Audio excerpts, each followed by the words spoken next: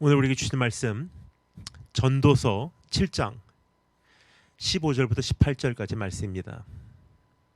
전도서 7장 15절부터 18절 말씀 제가 봉독해 올리도록 하겠습니다. 내 허무한 날을 사는 동안 내가 이 모든 일을 살펴보았더니 자기의 의로움에도 불구하고 멸망하는 의인이 있고 자기의 악행에도 불구하고 장수하는 악인이 있으니 지나치게 의인이 되지도 말며 지나치게 지혜자도 되지 말라. 어찌하여 스스로 패망하게 하겠느냐. 지나치게 악인이 되지도 말며 지나치게 우매한 자도 되지 말라. 어찌하여 기한 전에 죽으려고 하느냐. 넌 이것도 잡으며 저것에도 내 손을 놓지 아니하는 것이 좋으니 하나님을 경외하는 자는 이 모든 일에서 벗어날 것임이니라. 하나님 말씀입니다. 같이 기도하겠습니다. 주님, 교회가 빛나기를 원합니다. 성도가 아름답기를 소망합니다. 오늘 우리에게 주님의 마음을 알려주기를 간절히 소망합니다. 그래서 복잡한 이 세상을 하나님의 마음으로 분별하며 살 수 있는 능력을 우리에게 주시기를 간절히 원합니다. 예수 그리스도의 보혈로 덮어주시고 주 성령께서 우리에게 기름 부어주시기를 사모하며 살아계신 우리 주 예수 그리스도의 이름으로 기도드립니다. 아멘. 우리는 지금 신앙의 아름다움에 대하여 살펴보고 있습니다. 특히 지난주에는 절제의 아름다움에 대하여 정리해 보았습니다.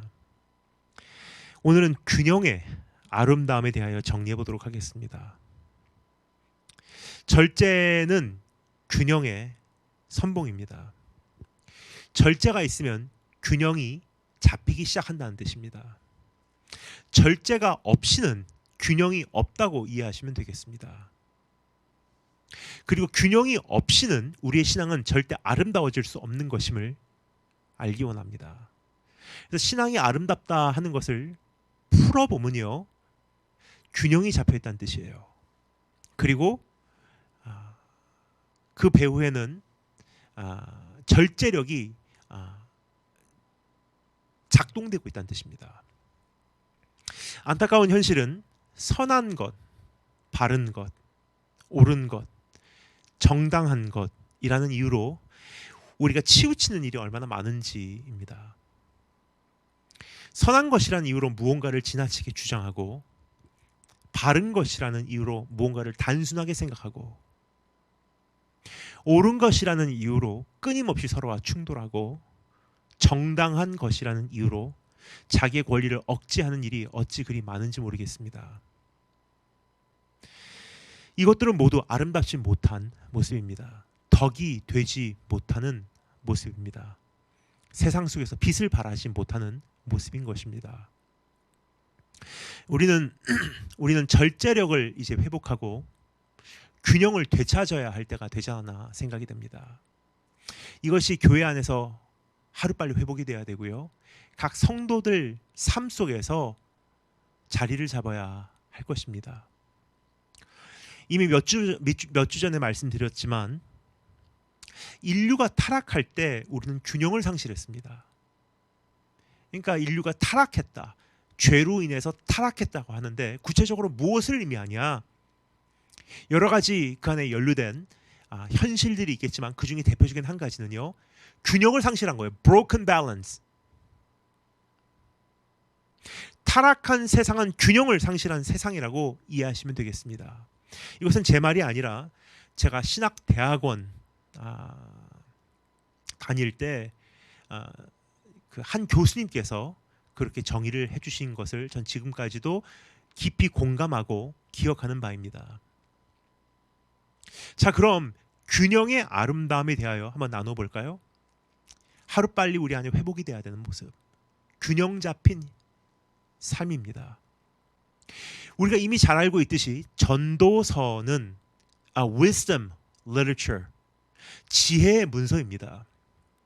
깨진 세상 속에서, 정상적이지 않은 세상 속에서, 균형을 잃어버린 세상 속에서 인생을 살아가는 지혜를 알려주고 있는 문서입니다. 복잡한 세상을 하나님의 마음으로 헤쳐나가는 능력을 우리에게 소개해주는 문서인 것입니다. 특히 여기서 지나치게 치우치는 것은 지혜롭지 못하다는 권면을 해주고 있습니다. 세상을 어떻게 살아가냐? 어떻게 살아가야지 지혜로운 사람인가? 오늘 여기서 말합니다. 균형을 잡아라. 아무리 의로운 일이라고 하여도 그것에 치우치지 말라고 권면하고 있어요. 16절 읽겠습니다. 지나치게 의인이 되지도 말며 지나치게 지혜자도 되지 말라. 어찌하여 스스로 패망하게 하느냐? 뭐라고요? 의인이 되고 지혜로우면 패망한다고요? 얼핏 보기에는 그럼 대충 세상과 타협하며 살라는 메시지로도 오해할 수 있습니다. 그러나 절대 그러한 의미는 아님을 확실히 하고 넘어가고 싶습니다. 그럼 이것은 무엇을 이야기하고 있는 것일까?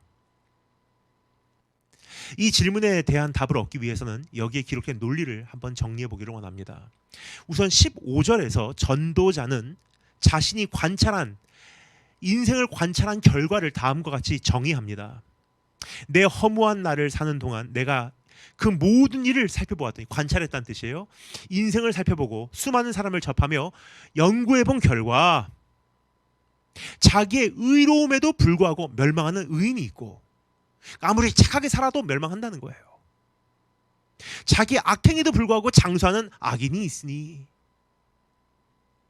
이 전도자와 우리는 공감합니다. 이것이 우리의 삶에 이미 증명된 현실이기 때문이에요. 다윗도 말하지 않았습니까? 의인이 망하고 악인이 왜 이렇게 흥합니까? 아무리 착하게 살아도 결국 그 의의 열매를 마침내 보지 못하고 인생을 한평생 고달프게만 살다가 떠나는 사람들이 있고, 동시에 아무리 악하게 살아도 그냥 한없이 행복하게 가족하고 즐기면서 살다가 멋있게 장식하는 사람들이 있더라. 그것을 이야기하고 있는 거예요. 그러니까 다시 한번 생각해봐라. 정말 인생에 좋은 게 뭔지. 그래서 16절에서 전도자는 다음과 같이 결론 짓고 있는 것입니다. 어지간하게 살아라. 이것이 인생의 가장 행복한 길이다. 여기까지 말씀드리면 어떤 분들은 이게 성경에 써 있는 글인지 귀를 의심하실 것입니다. 어지간하게 살아라? 그냥 대충 살아라? 너무 의롭게도 살지 말고 너무 악하게도 살지 말아라? 에이, 설마 성경은 그런 얘기하는 건 아닐 거야 하고 처음부터 마음을 닫으시는 분들이 계실 거예요. 그런데 잘 들어주시면 감사하겠습니다. 17절부터 18절에 보면 이것이 하나님을 경외하는 자들의 모습인 것을 우리가 확실히 알 수 있습니다. 17절 18절 읽겠습니다. 지나치게 악인이 되지도 말며 지나치게 우매한 자도 되지 말라. 어찌하여 기한 전에 죽으려고 하느냐? 너는 이것도 잡으며 저것에서도 내 손을 놓지 아니하는 것이 좋으니 하나님을 경외하는 자는 이 모든 일에서 벗어날 것임이라 그래요. 지혜롭지만 악하지도 않고, 악하지 않지만 지혜롭고, 선하지만 지나치지 않고, 의롭지만 남에게 부담을 안겨주진 않고, 이것도 잡고 저것도 잡는 자들이 하나님을 경외하는 자들이에요.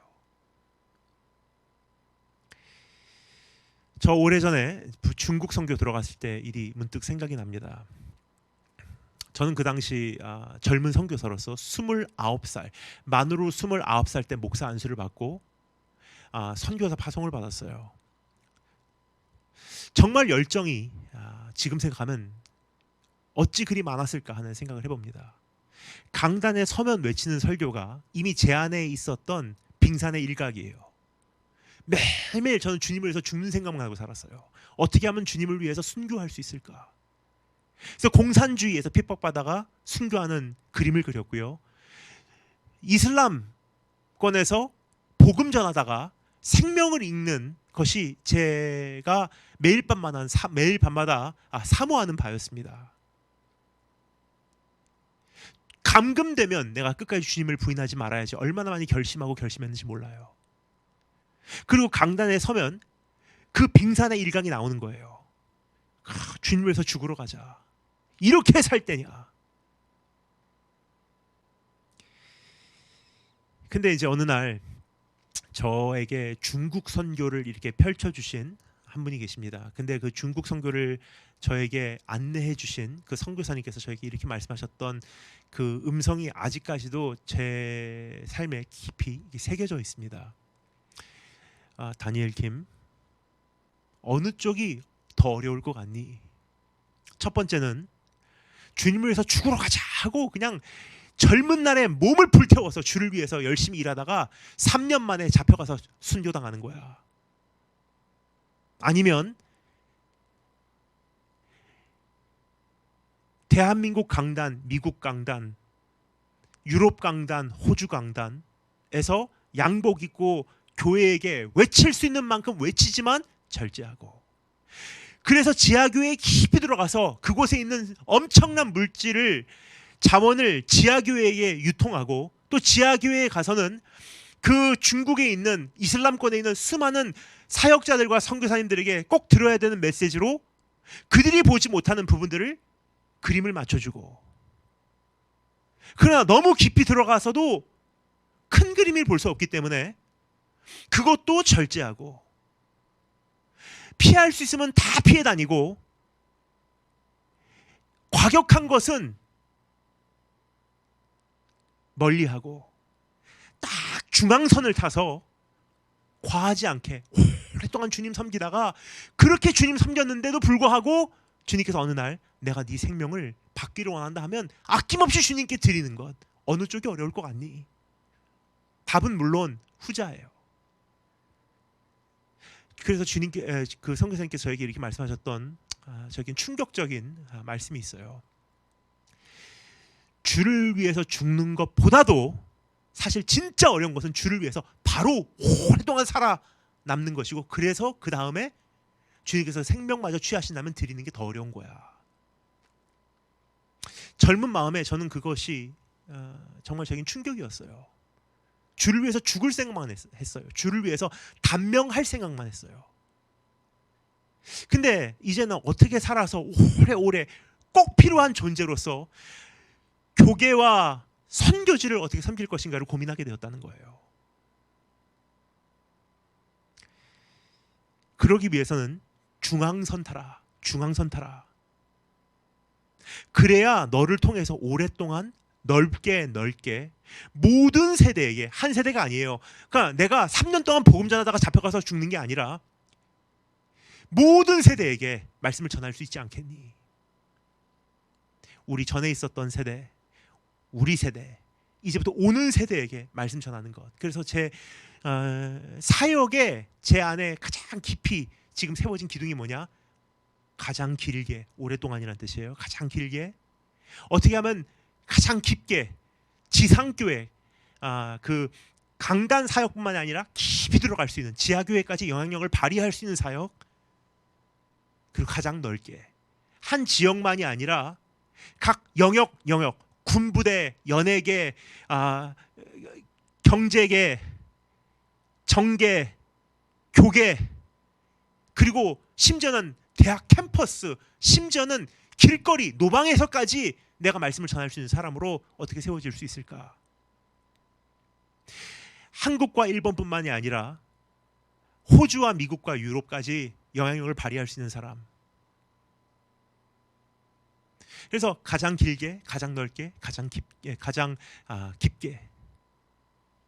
이것이 가능한 것은요, 중앙선타라는 거예요. 외치고 싶지만 때로는 절제해야 될 메시지가 있고요, 말하고 싶지만 때로는 말해서는 안 되는 것들이 있는 거예요. 가고 싶지만 안 가는 곳도 많아요. 왜요? 더 중요한 게 있기 때문에. 지켜야 될 것이 있기 때문에. 그럼 여기서 말하는 지나치게 의로운 사람이라는 모습은 무엇일까요? 그냥 어느 정도의 선에서 주님의 말씀을 타협하고, 거룩함을 타협하고, 경건함을 타협하고, 그럼 내가 그냥 세상에 맞추어서 살아가는 변질된 사람을 의미하는 것일까요? 절대 그렇지 않습니다. 여러 가지 모습을 꼽을 수 있겠지만 여기서 말하는 것은 무엇이냐? 한 가지는 분명해요. 남의 잘못을 지적하는 모습인 것입니다. 나는 이렇게 사니까 너는 왜 그렇게 살아? 그래서 전도자는 20절부터 22절에서 다음과 같이 경고하고 있는 것입니다. 선을 행하고 전혀 죄를 범하지 아니하는 의인은 세상에 없기 때문이로다. 그러니까 네가 아무리 의롭다고 생각하고 나는 대단해라고 생각하고 저 사람은 왜 저럴까라고 손가락질해도 사실은 너도 죄인이야라는 거예요. 또한 사람들이 하는 모든 말에 내 마음을 두지 말라. 그리하면 네 종이 너를 저주하는 것을 듣지 아니하리라. 참 기가 막힌 말이에요. 사람들이 나에게 저주하는 것을 듣지 말래. 사람들이 나에게 말하는 것을 신경 쓰지 말래요. 왜요? 그거 신경을 끄면 내 종이 나에 대해서 저주하는 것도 안 듣게 된다는 거예요. 그러면서 뭐라고 말합니까? 너도 가끔 사람을 저주하였다는 것을 네 마음도 알고 있느니라 그래요. 무슨 뜻이냐? 너도 사람들을 욕하지 않냐? 그럼 다른 사람들이 너에 대해서 욕하는 거 이상하게 생각하지 말아라.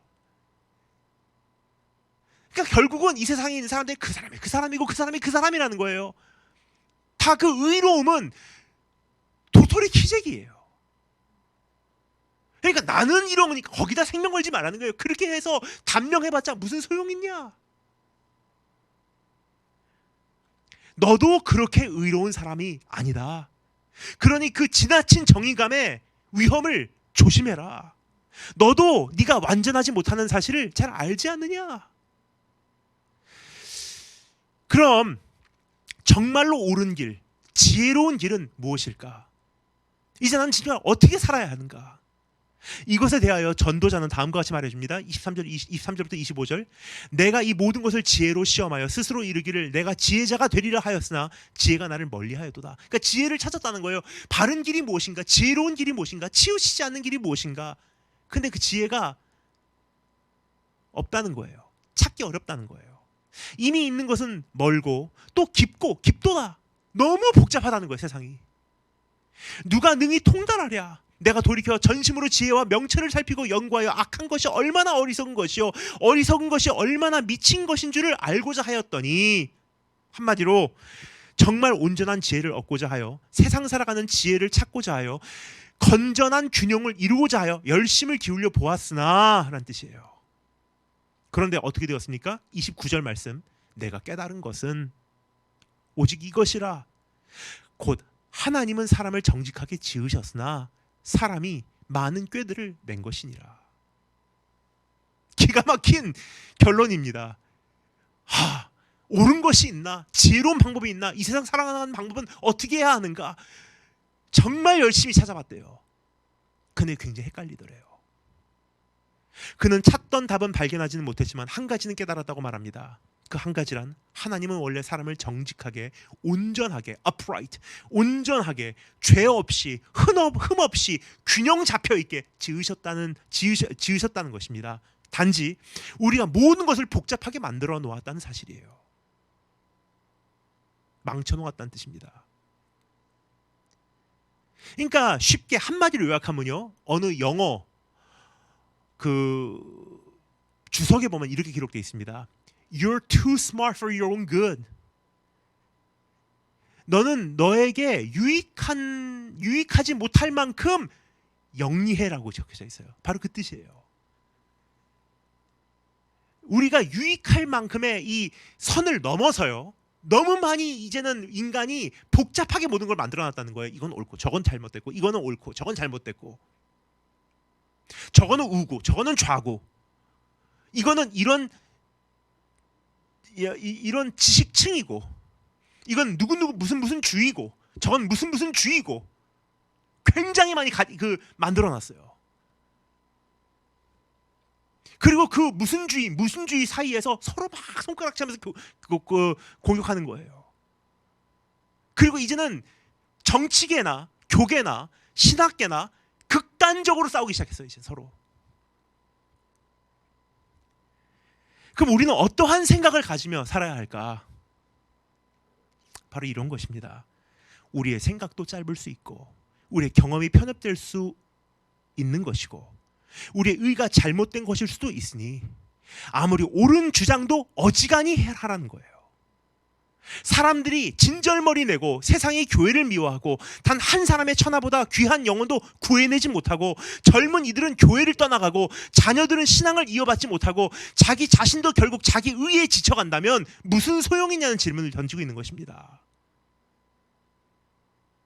그럼 우리는 어떻게 살아야 하는가? 악을 용납해야지 지혜로운 사람입니까? 절대 그렇지 않습니다. 어지간히 살아라 라고 하는 것은 그냥 악을 용납하면서 살아라가 아니에요. 진리를 타협하면서 살아라 그 뜻은 아니에요. 단지 이런 뜻입니다. 정말 중요한 것이 무엇인지 생각해보며 살아라. 싸워야 할 때 싸워서는 안 될 때, 생명을 걸 만한 가치가 있는 것, 이것은 내가 말을 낭비하지 않겠노라. 하나님께서 무엇을 가장 소중하게 여기시는지, 하나님께서 지금 무엇을 가장 급하게 생각하고 계신지, 무엇이 우선돼야 하는지, 이것이 하나님의 사랑과 이웃사랑과 부합하는지, 세상의 참된 아름다운 빛으로 세상의 참된 아름다운 빛으로 내가 빛을 비추며 바라며 살 수 있는 것인지, 이것을 해서 자신은 그런 실수, 그런 잘못을 범한 적은 없는지 생각할 내용들이 굉장히 많아요, 여러분. 그런 것을 하나씩 따지다 보면요, 우리가 쉽게 치우치진 않아요. 이러한 일들을 신중하게 고민하며 신앙생활을 하여야 하지 않겠습니까? 너무 과하면 다치게 되어 있어요. 너무 치우치면 사고치게 되어 있습니다. 그래서 오늘 여기서 뭐라고 말합니까? 이것도 잡고 저것도 잡아야 하나님을 경외하는 자니라. 정치적 이념만 꼭 잡고 잃어버린 영혼들을 살리지 못한다면요, 미련한 자예요. 어떠한 내가 갖고 있는 이거는 맞다 하는 이 도덕적 주장을 꼭 잡고 내 친구를 잃으면요, 미련한 자예요. 내가 갖고 있는 이 신학의 견해, 어떻게 보면 이 마지막 시대에 우리가 어떻게 살아가야 하는지 이 조급함을 꼭 잡고 그것 때문에 진절머리 내고 내 곁을 떠나가는 자녀들을 살리지 못하고 교회의 젊은이들 우리가 주님 앞에 바로 세우지 못하면요, 미련한 자래요. 그러니까 오늘 이 말씀에서 29절에 뭐라고 말합니까? 이것도 잡고 저것도 잡아야 여호와를 경외하는 자래요. 뭐요? 이게 가장 힘들거든요. 내 가족도 살려야 되고요, 하나님. 내가 이 젊은이들도 책임져야 되고요. 그렇지만 진리는 타협할 수 없고요. 하지만 내가 정말 목사로서 양심도 내려놓을 수 없어요. 이게 정말 힘든 거예요. 이거 꽉 다 잡고서 이것도 잡고 저것도 잡아야 하나님을 경외하는 거예요. 단순하지 않거든요. 그때 하나님, 오늘은 내가 어떻게 살까요? 이 말을 할까요 말까요? 갈까요 말까요? 그래서 여호와를 경외하는 거예요. 이게 맞다 하고 무조건 이것을 반대하는 것은 내가 불도저같이 밀고 간다, 다 이단이고 다 잘못됐고 다 저거는 편협됐어 하고 이것만 밀고 나간다면 이거 얼마나 간단합니까? 하나님의 필요 없어요. 이것도 잡고 저것들 잡을 때 굉장히 복잡해져요. 굉장히 어려워져요. 나에게 희생이 요구가 되는 거예요. 내 가정 내가 희생 치르게 하지 않겠습니다. 내 자녀들 내가 주님 앞에 바로 세우겠습니다. 우리 교회 내가 바로 세우겠습니다. 이 교리 내가 타협하지 않겠습니다. 내가 정말 이 경건함 무너지지 않게 하겠습니다. 이것도 잡고 저것도 잡고 이것도 잡고 저것도 잡고, 그러면 내 하나님 내가 어떻게 살아야 되겠습니까? 하면서 몸부림치는 것이 여호와를 경외하는 모습이에요. 그렇게 하다 보면 하나님께서 오늘은 이렇게 해라, 오늘은 그 말 하지 말아라, 오늘은 적당한 말만 하고 내려와라, 한 걸음 한 걸음 인도하신 하나님의 그 인도하심을 받게 됩니다. 이게 뭐라고요? 균형이에요. 우리 예수님 때로는 기적을 일으키시고 때로는 감추셨어요. 때로는 자기 자신을 나타내시고 때로는 아직 때가 아니니라 말씀하셨어요. 때로는 군중 앞에서 이야기하고요, 때로는 세 사람만 데리고 산으로 올라가지 않았습니까? 때로는 혼자서 기도하셨어요. 때로는 육지에서 바다를 바라보시면서 이야기하셨고요, 때로는 바다 위에 물 위에 배를 띄워놓고 산을 향해서 외치셨던 분이세요. 그 주님은 유다의 사자 심판자이시고요, 하지만 그 심판을 하나님 앞에서 공의롭게 온전히 집행하고 사랑하는 자들을 보호하기 위해서 자기 자신 희생을 치르신 어린 양 예수예요.